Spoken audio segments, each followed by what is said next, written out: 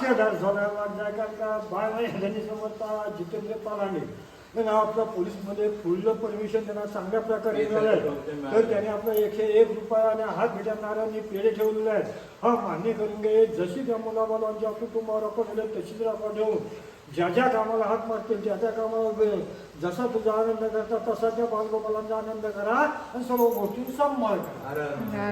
श्री केदारनाथ तुझे वंदू चरण. श्री केदारनाथ तुझे वंदू चरण.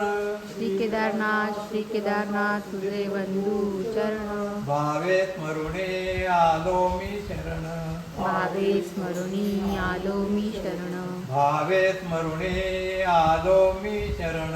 भावे स्मरुणी आलो मी शरण. कृपा दृष्टी राहू दे अकेला साध.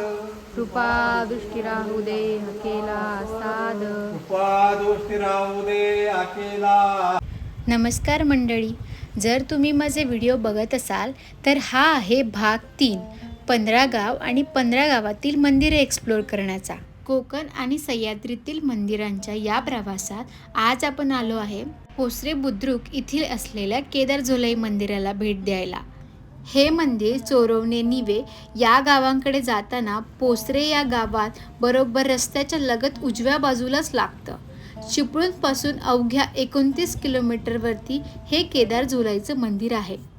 प्रथमतःच दिसून येतं हे भव्य प्रवेशद्वार. हे अलीकडेच बांधून पूर्ण झालेलं आहे आणि पूर्णपणे पांढऱ्या नक्षीकामात घडवलेले आहे. प्रवेशद्वाराच्या दोन्ही बाजूला द्वारपाल दिसतात आणि प्रवेशद्वाराच्या शिखरावरती पाहिलं तर काळ्या दगडातल्या 2 नंदीच्या मूर्ती दिसून येतात. शिवाय इतरही देवदेवतांच्या मूर्ती या प्रवेशद्वारावरती कोरलेल्या आहेत.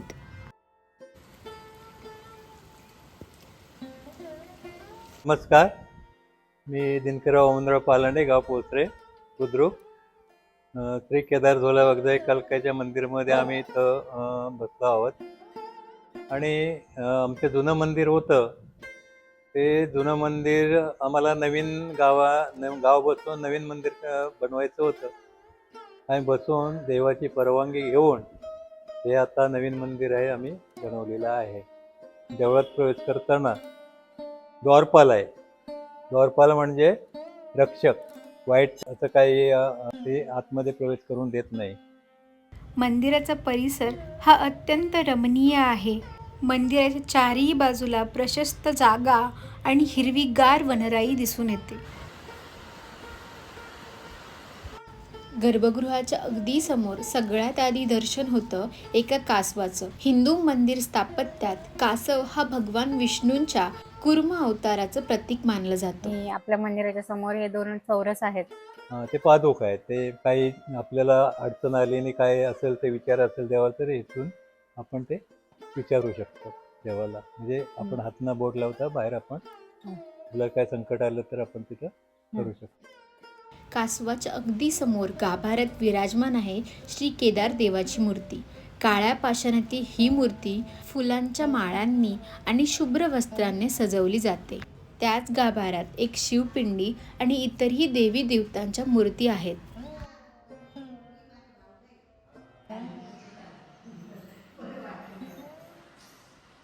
श्री केदारनाथ तुझे वंदू चरण. श्री केदारनाथ तुझे वंदू चरण. श्री केदारनाथ तुझे वंदू चरण. भावे स्मरुणे आलो मी शरण. भावे स्मरुणी आलो मी शरण. भावे स्मरुणे आलो मी शरण. भावे स्मरुणी आलो मी शरण. कृपा दृष्टी राहू दे अकेला साध. कृपा दृष्टी राहू दे हकेला साध. कृपा दृष्टी राहू दे अकेला. दर सोमवारी साधारण 11-11:30ला केदाराची आरती होते. भक्तांचे आरस आणि गारणं देवासमोर ठेवलं जातं.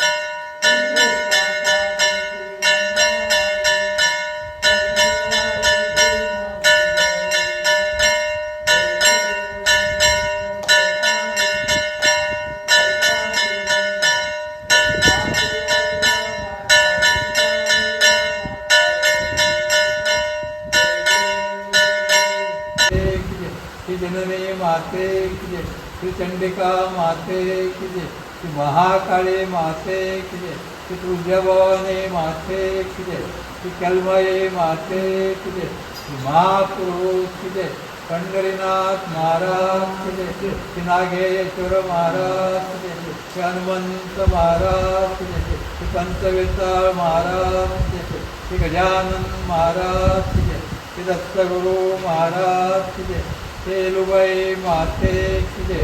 सदा सर्वदा योग तुझा गडावा, जय कारणी देह माझा पडा. अख्ख्या धारसोल्यावर जायकांका बाळमाई हजानी समर्था जितेंद्र पालांडे हे नाव आपल्या पोलीसमध्ये फुल परमिशन त्यांना चांगल्या प्रकारे मिळालं आहे. तर त्याने आपला 101 रुपया आणि हात भेटणाऱ्यांनी पेढे ठेवलेले आहेत. हा मान्य करून घे. जशी त्या मुलाबालांच्या कुटुंबावर आपण दिले तशीच राखा ठेवून ज्या ज्या कामाला हात मारतील त्या त्या कामाला वेळ जसा तुझा आनंद करता तसा त्या बालगोपालांचा आनंद करा आणि सर्व गोष्टी सांभाळ करा. बाळ आणि आपला घर सोमवारी नारायण देतात.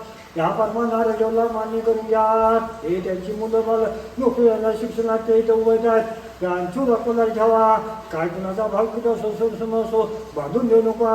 त्यांनी निजी कामाशी पार पाड आणि सर्व गोष्टी सांभाळ करा. हर हर महादेव.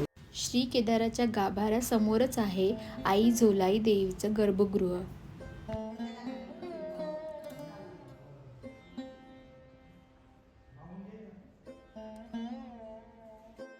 झोलाई देवीच्या मूर्तीसोबतच आई रामवरदायिनी, चंडिका माता, जननी देवी, महाकाली देवी, तुळजाभवानी देवी यांच्या काळ्या पाषाणातल्या मूर्त्या आहेत.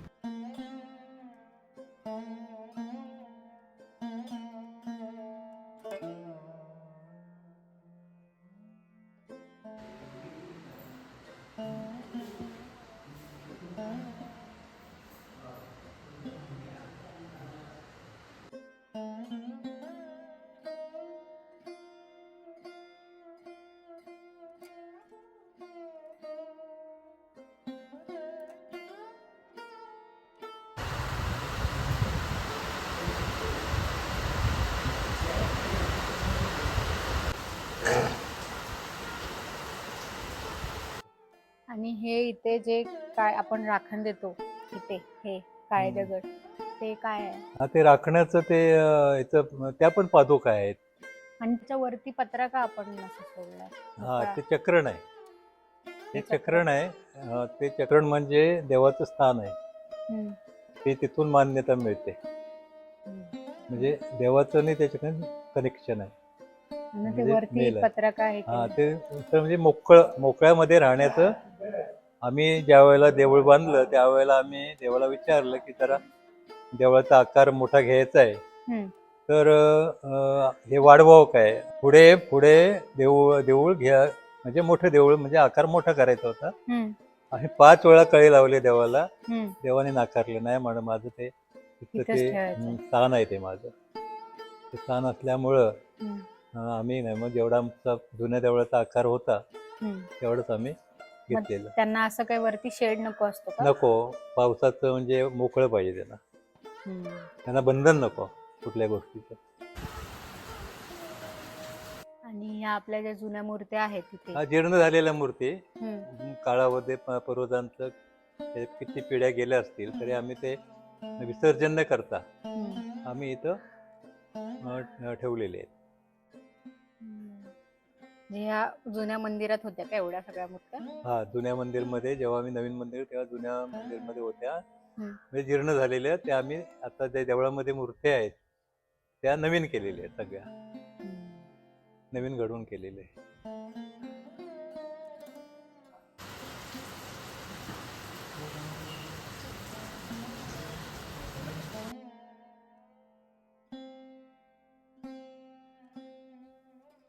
आणि नवरात्रीच्या वेळी 10 दिवस नवरात्र कार्यक्रम होतो आणि गोंधळ होतो देवीचा. गाव एकत्र येतं, ते चाकरमाने वगैरे मुंबई पुणे सगळं येऊन हे कार्यक्रम ते नियोजन करतात आणि उत्सव मोठ्या साजऱ्याने श्रद्धे भावनेने करतात. ते पूर्णत्व माहेरवसनी आणि चाकरमाने वर्ग म्हणजे गावातील सगळं कुटुंब त्यावेळेला सगळं कुटुंब हजर असतं आणि ते एकमताने कमीत कमी 2-3 हजार लोक येतात त्या दिवशी. 3-4 हजाराच्या वर असतात. आणि तो कार्यक्रम उत्साहाने आम्ही साजरा करतो. गाव चोरवणं, रामवर्धानी माता, महाशक्ती आमच्याकडे त्यांची पालखी येते. म्हणजे पालखीचा उत्साह असते. आमची एक आमची जत्रा देवीची होत नव्हती. हा एक 15 मेचा आम्ही वर्धमान दिन आम्ही साजरा करतो. तो जत्रेप्रमाणेच आहे आणि तो साजरा केल्यानंतर उत्साहाने आम्ही कार्यक्रम करतो. सकाळचं देवाचं अभिषेक, होम हवन, सत्यनारायणाची महापूजा आणि दोन्ही पालख्यांचं संध्याकाळी सगळ्यांना होतं. त्याच्यामुळे रात्री मोठा कार्यक्रम असतो. हा सगळ्या उत्साहाने आणि उपस्थित राहून तो कार्यक्रम आम्ही सगळे आनंदाने उत्साहाने पार पाडतो. ही आहे मंदिराची सान, जिथे शिमगा उत्सवाच्या वेळी केदार झोलाची पालखी ठेवली जाते. शिवाय मंदिराच्या प्रशस्त अंगणामध्ये एका बाजूला एक स्टेजही उभारला आहे. दरवर्षी 15 मेला मंदिराच्या वर्धापन दिनानिमित्त इथे मोठा उत्सव साजरा होतो. गावातली मंडळी एकत्र येऊन हा दिवस श्रद्धेने आणि उत्साहात साजरा करतात. त्याचा व्हिडिओ सुद्धा मी आपल्या यूट्यूब चॅनलवरती टाकला आहे.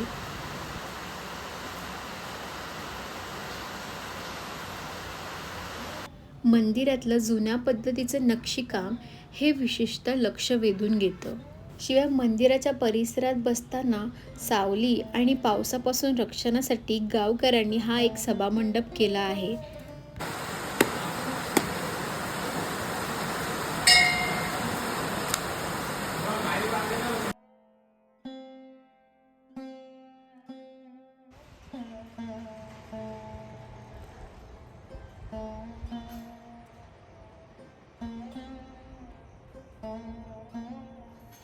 आणि खरं सांगायचं झालं तर कधी कधी कोणत्या गोष्टीची काळजी असेल किंवा थोडा पॉझिटिव्ह वेळ घालवायचा असेल तर मी इथे येऊन बसते. सह्याद्रीच्या या डोंगरातून वाहणारे छोटे छोटे धबधबे बघत इथला निसर्ग निरखत वेळ कसा निघून जातो ना कळतच नाही आणि मनाला एक आपसूक शांतता मिळते. समाधी द्या ना.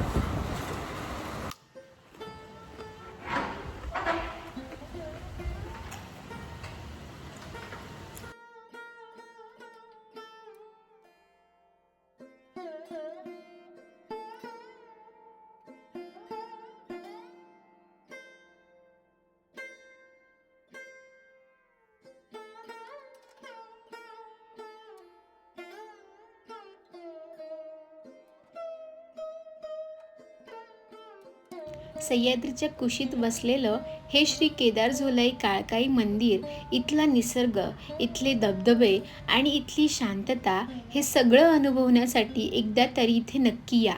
ग्रामस्थांनी श्रद्धेने उभारलेलं हे स्थान आणि इथली परंपरा तुम्हालाही तितकीच भावेल याची खात्री आहे.